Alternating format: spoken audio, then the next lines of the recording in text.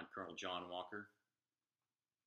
I'm assisting Taylor Walker with their project for IOP. I've been in the Marine Corps for 25 years. I have 4 combat deployments to Iraq and 2 Afghanistan.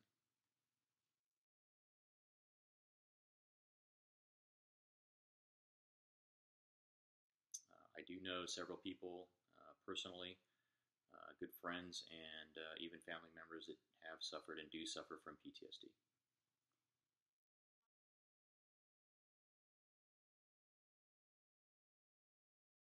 PTSD is kind of hard to characterize. We've been studying it for quite a long time, and the folks that I know that suffer from PTSD, really they run the spectrum of how it affects them in their lives, ranging from inability to sleep, difficulty coping with day-to-day situations. Some folks, their PTSD has led to substance abuse, both alcohol and drugs and medication. Some folks have dealt with, that I know have dealt with PTSD quite well and have been able to not let it impact their lives to a great extent. Others, on the other hand, they've had a great deal of difficulty, like I said, dealing with PTSD.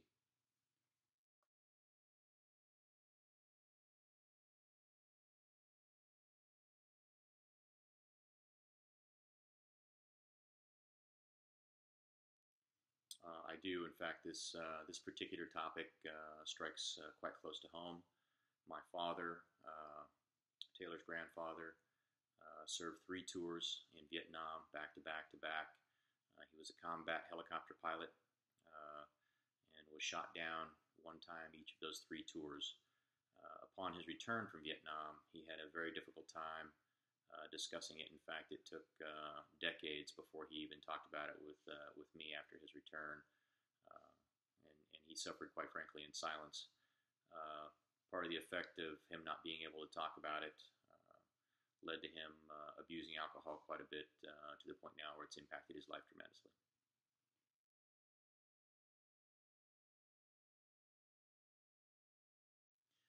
The folks that I know and my experiences in the Marine Corps, the folks that I know that suffer from PTSD, mostly the way it impacts their lives, they have difficulty relating to other folks that don't know what their experiences have been, and they feel isolated. They feel alone, quite frankly, in a lot of cases. And those feelings of isolation and loneliness have led some of them to take their own lives. And others, as I mentioned previously, have found other ways to deal with it. Usually through counseling, they're able to continue on with their lives, although they do have some difficulty.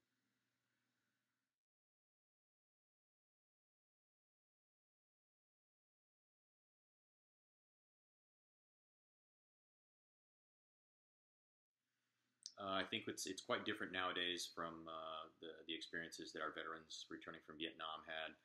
That was a very, very difficult time in our country, a very, very unpopular war that we fought, and the U.S. populace at large took that out on the service members, in my opinion, unjustly. Nowadays, we're very, very fortunate that the U.S. public is generally very supportive of its veterans. And we also recognize our leaders today in the services, and particularly in the Marine Corps, were there in Vietnam, and they remember the difficulties that we had, and they remember some of those leaders themselves had PTSD, and they remember how much their Marines struggled, and the lack of resources that were available for them to deal with those struggles.